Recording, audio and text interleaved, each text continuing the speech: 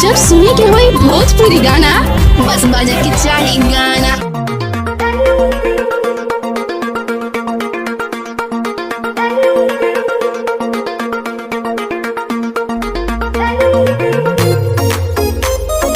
Hello काजी।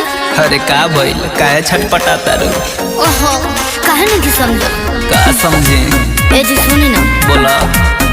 बड़ा मन करता जी। हाँ तो मन के मनावो, अभी हम ना है। का कहने? ना है? हाँ ना है। हाँ तो हमारी बात सुनी। अरे का सुना बतारू, पहले हमार सुनो। छुट्टी न मिलता कैसे घरे आई, फोनवे पर बात कके मन भूली आई। ए करे जा। का हो जी? छुट्टी न मिलता कैसे घरे आई, फोनवे पर बात कके मन भूली आई। तू कहतारू रानी घरे आजा राजा हो, घरे आजा राजा। काहे देत बड़ो हमारा के साजा, अपना मनवा के ताजा करहता नी पी के रोज माजा, करहता नी पी के रोज माजा, करहता नी पी के रोज माजा।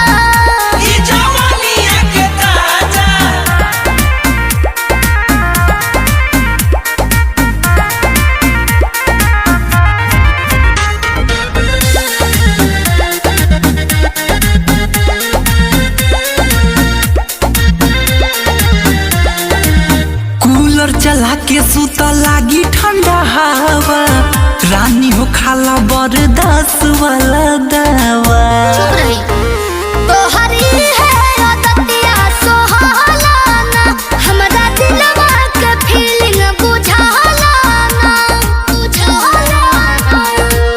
अपनी इज्जत के बजावो तारू बाजा, बजावो तारू बाजा। सुनो, काहे देत बड़ो हमारा के साजा, अपना मनवा के ताजा करहता नी पी के रोज माजा, करहता नी पी के रोज माजा, करहता नी पी के रोज माजा।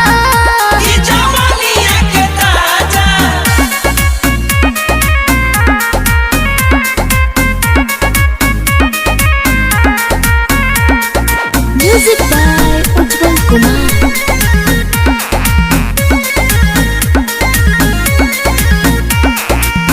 कैसे के आई हम काम धाम छोड़ के, पानी में पियल कर नींबू निचोड़ के। राहुल रबे कर तू बारो का सहाय हो, लना हमरो के उहबे बोलाए हो। शैलेश प्रेमी के तू धके सुतबू पाजा, का धके सुतबू पाजा। सुनो, काहे देत बड़ो हमारा के साजा, अपना मनवा के ताजा करहता नी पी के रोज माजा, करहता नी पी के रोज माजा,